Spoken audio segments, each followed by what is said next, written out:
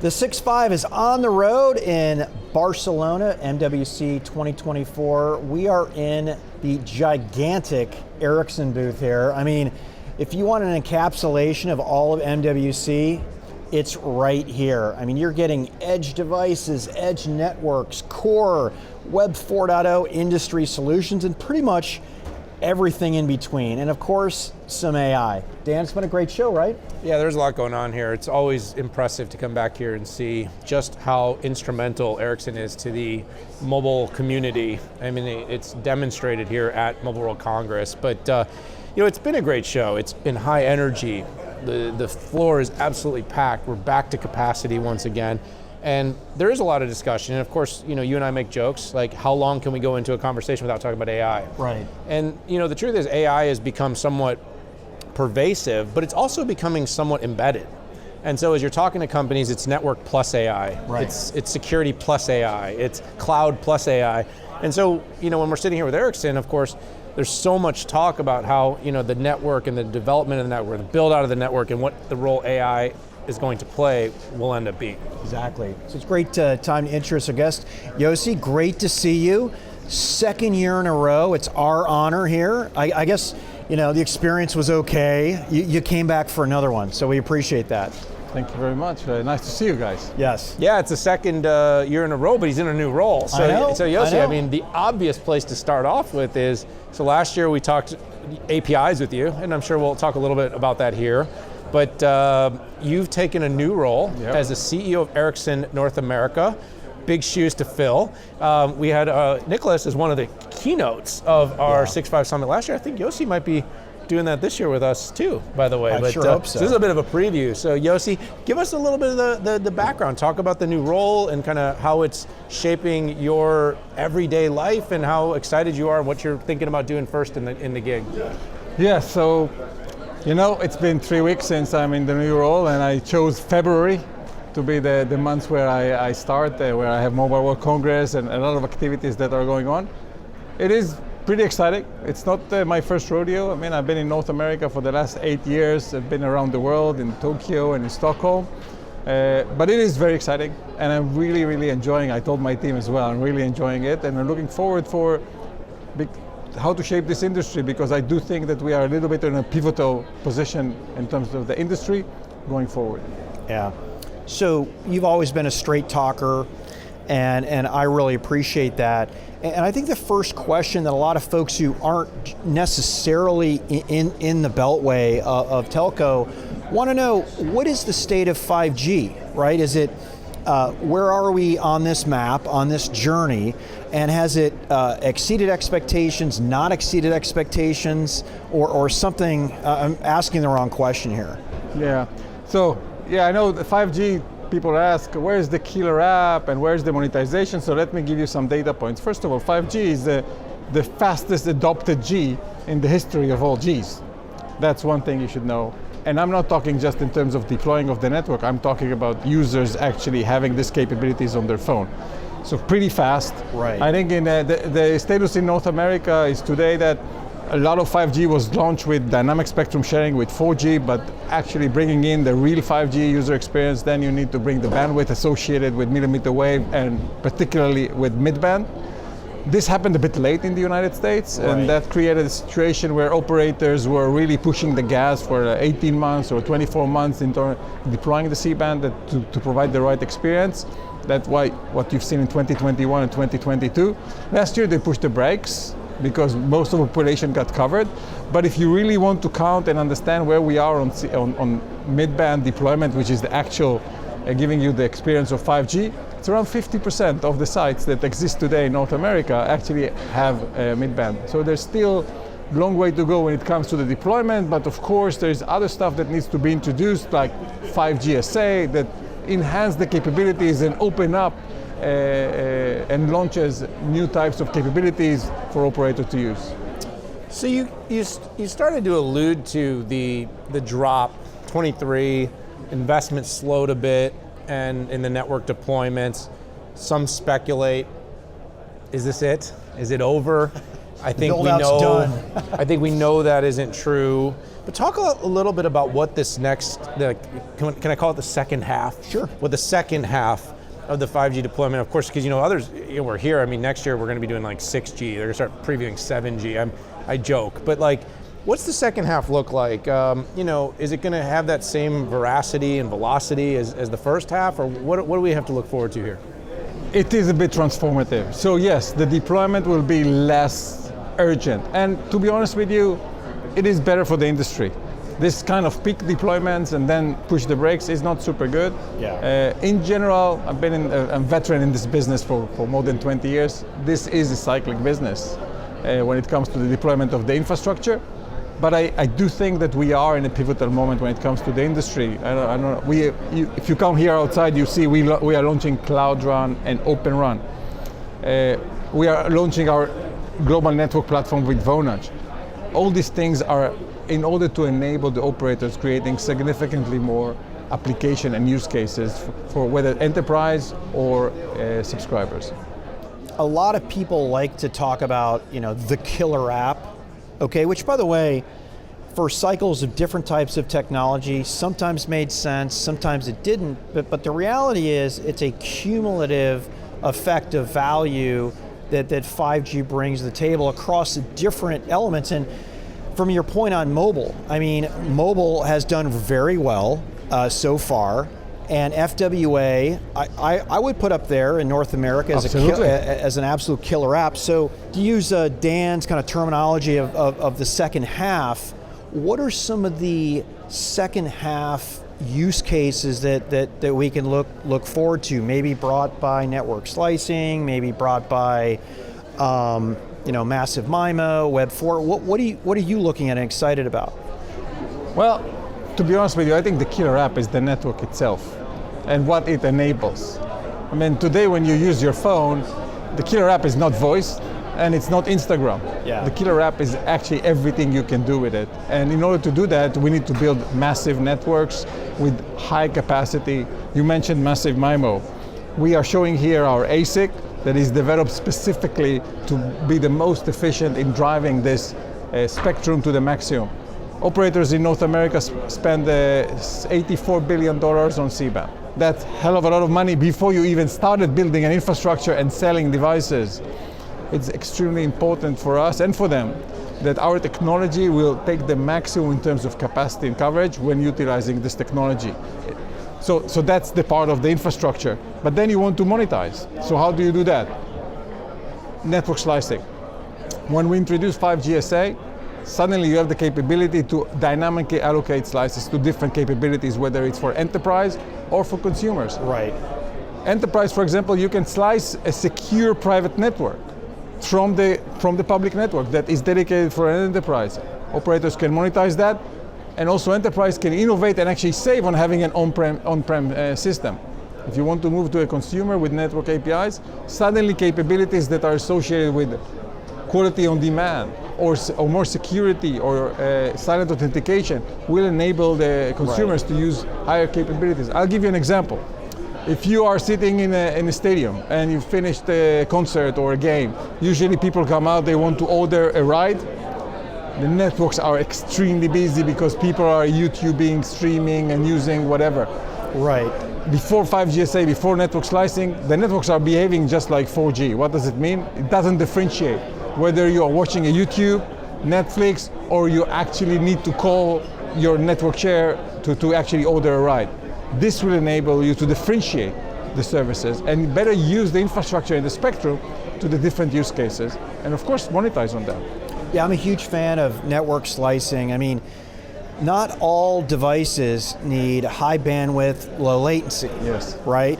Now, the way we used to do it was, hey, we're going to put the old networks and use that, which by the way, cost almost as much as the new networks. Sure, they were capitalized and paid for, but, and then by the way, that network went away in a few years, right? Whether it was an e-reader that maybe had integrated wireless, but now getting on one standard and being able to slice that, whether it can be the billion Web 4.0 devices that we keep talking about, home IoT device that you just want to be on all the time and working, I think there's huge possibility, and that's what I'm looking forward to in the next half of this transition, because it truly is something that none of the other Gs could ever provide. And just, come on, you guys hurry up with this with your customers.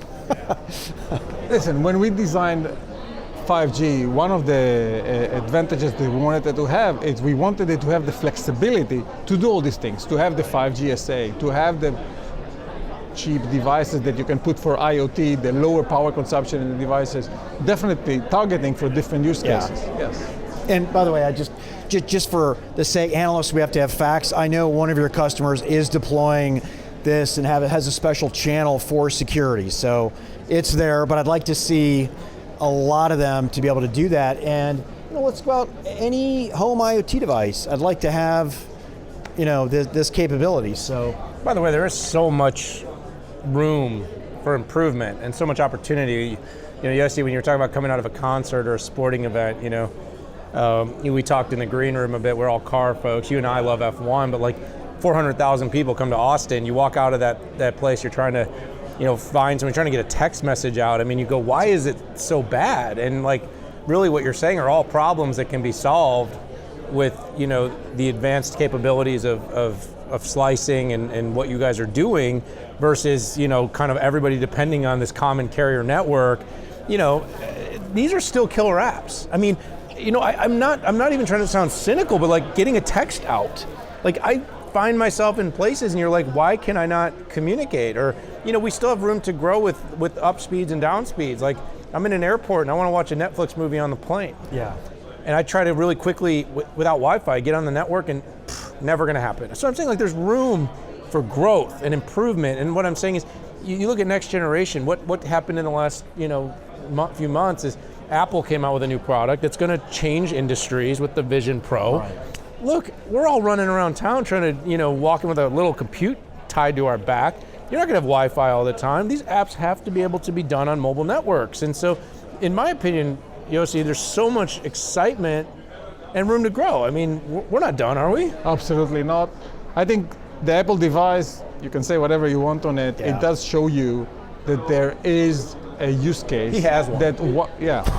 Yeah, but remember, on the moment that this will be a form factor that will be relatively lower cost and easier to carry, Right. everyone will have it. Yeah, we're getting there. Yeah, Right. We're everyone will headed get it. in the right direction. But what it shows you is it's a sandbox that shows you that actually there is a lot of use cases that can be done similar to the phone. It is actually, suddenly it could be in the scale of the phone, and it will require way more from the network to give you a better user experience. And also it might also require edge compute from the mobile network in order to make sure that the form factor goes down. I don't see how we do this without edge compute. I mean, I'm thinking of the model, and while we're all excited about like zero latency, that's just an impossibility, and it even goes against the law of physics. And what I've seen over the last 30 plus years is when you bet against physics, it doesn't work out very well. So yeah, You can bend it, you can't break it. No, exactly. Yeah, exactly. yeah. Well, it's interesting though. There was a company here, I think, that put out a laptop that had a see-through display. I think maybe it was Lenovo here. And of course, we're talking about the wearable. I totally agree with you. Form factor still doesn't work for the masses, but starting to see, because I always said that the stuff where you're like closed in isn't the end game, but the stuff where you're looking through, that's going to be the augmentation. And by the way, it's like vehicles. So we've been doing that in a car for a long time, the augmentation in your dashboard. And what I'm saying is C to V, C to V to G, these are all big net edge applications where the network is going to be very, very important for this. But I want to change topics to something that nobody here is talking about. I want to talk about AI. Yeah. Because when you come to a tech event in 2024, it's like you got to pry people. Can we talk about AI, please? Because they're like, we only want to talk about 5G. No, I'm sorry, little levity. So talk about that though. I mean, you haven't really mentioned it much, but it is the hottest topic in every tech event around the world. I actually met with one of your peers, Osa Tasmans in WEF, and we talked a lot about it. She was talking about sustainability in AI. So here we are talking about networks in AI. What is your sort of perspective on the proliferation of AI and the influence that it's going to have on your business? Yeah, so to look at it from two perspectives. One is AI use cases that are actually using the network. So obviously people, even when they use the basic ChatGPT, people use mobile networks to do that. But then you ask yourself, what kind of other uses of AI? So much content is going to be suddenly generated. It's today with Sora, if what you've seen, it's so much easy to generate content that will increase the demand. But also, let's say you want to have a personal assistant using AI. That will require much lower latency. Sure. So because of these capabilities of AI that are, if you see the innovation around it, it is requiring the network to behave very differently. So one of the things we are looking at it, okay, so how the networks needs to be tuned in order to adapt into this kind of requirement. That's from the demand of the users. And the innovation will continue to accelerate there. The other angle is what do we do it with the network? So I explained before how important it is to have an efficient network. How much you need to push as much as you can when it comes to coverage and capacity. What we're showing here in Mobile World Congress, we're also showing Open Run. We're also showing SMO, and we're also showing a lot of open interfaces. So AI is already a tool that we are using in many of our platforms, even before that, in order, for example, manage power consumptions of our radios. We deploy radios in scale, millions of radios. And with the utilization of technologies like AI, we are actually showing how we can be smart of how to operate them, how we can optimize the performance of the users. And this will continue to be a tool that we're using not just to accelerate our development, but to optimize what our product's doing. Yeah, one of the big themes of the show does seem to be conversation around energy consumption. And there's a macro view that hyperscaler data centers could end up being 12% of the entire energy draw of the planet, up from about 2%, and this will be in about 6 or 7 years. Those aren't my numbers, but they sound reasonable given how much power we're using to train and infer generative AI models. It makes a lot of sense to me. You focused a lot on reducing the footprint of your equipment through some ingenious ways. One of them is through machine learning algorithms, I know, that can have a better sense of the traffic and knowing when to turn certain elements off or reduce power. How are you doing that, and what is again, I'm not asking you to pre-announce something, but you can if you want. Yeah. How are you doing this, and how are you approaching this? Because it's one thing, you can't just turn something off, and it still has to be useful. So first of all, as you know, mobile traffic continue to grow every year by 30% now, with fixed wireless access actually even going further. And if the power consumption will continue to grow in the same scale, it just doesn't work. So what we're trying to do with our technology is, first of all, to always use the latest and greatest hardware, meaning latest and greatest transistor technology, and also we are introducing ASICs. Yes. To best have, in terms of the hardware, needs to be the most way to reduce the power consumption, because remember, when we deploy in scale. So it's not just one, you deploy millions of them. It's very important for us to make sure that it's very efficient, so the wattage per bit are the lowest possible. And that's where we are, since we gather a lot of data from networks, and that's the key when it comes to AI and machine learning. We gather a lot of data, how the users are behaving, how the network is behaving, and we teach the machine learning how to optimize how the network is being. So in a way, using AI, we know how to shut down different ASICs in different times of the day based on the traffic that is there, just to make sure, yes, if the traffic is there, I can handle, but if it's not there, I can actually shut down part of the processing. Yeah, bravo on the forethought. Did we just have a chip conversation? No, we did. No, it is interesting. Chips have become popularized. You can even talking around the dinner table. Why can't I get my car with a radio? It was because of chips, and now chips and what's going on with AI. But you've actually had the forethought for years. I know this is not something new. You've been creating ASICs, which are, in the grand scheme of things, versus CPU, GPU, they are the most efficient way that you can get a workload. And what's funny is Dan and I have been, on network news stations trying to explain ASICs. That I do believe, will be the next generation. And the fact that you're pouring so much R&D into this and not taking your foot off the gas, I think is very, very smart. Takes a lot more work, but it's definitely the right way to go. So Yosi, backstage, you said something to us that you wanted to, I don't know, you wanted to do the hosting job for a minute and you wanted to ask us a question. Yeah. This would be a first time ever on air that Patrick and I accepted a question from a guest. Well, wait a second here, Dan.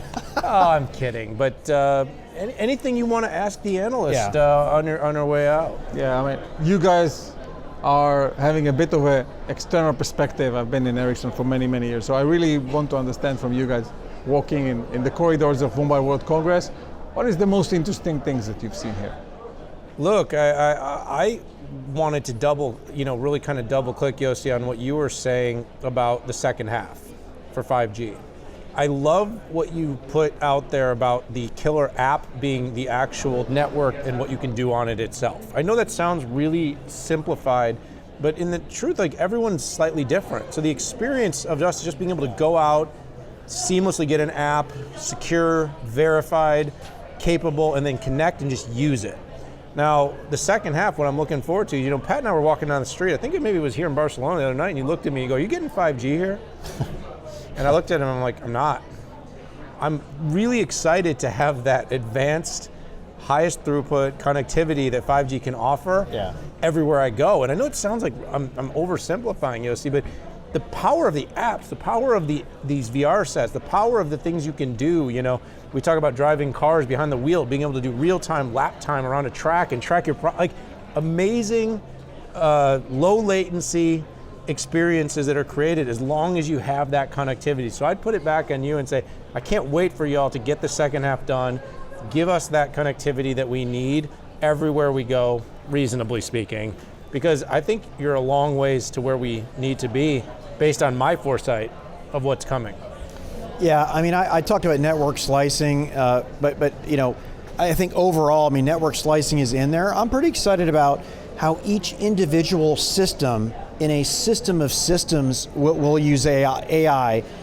We see devices that have on-chip AI that are 100 times more powerful than the most powerful GPU was 5 years ago.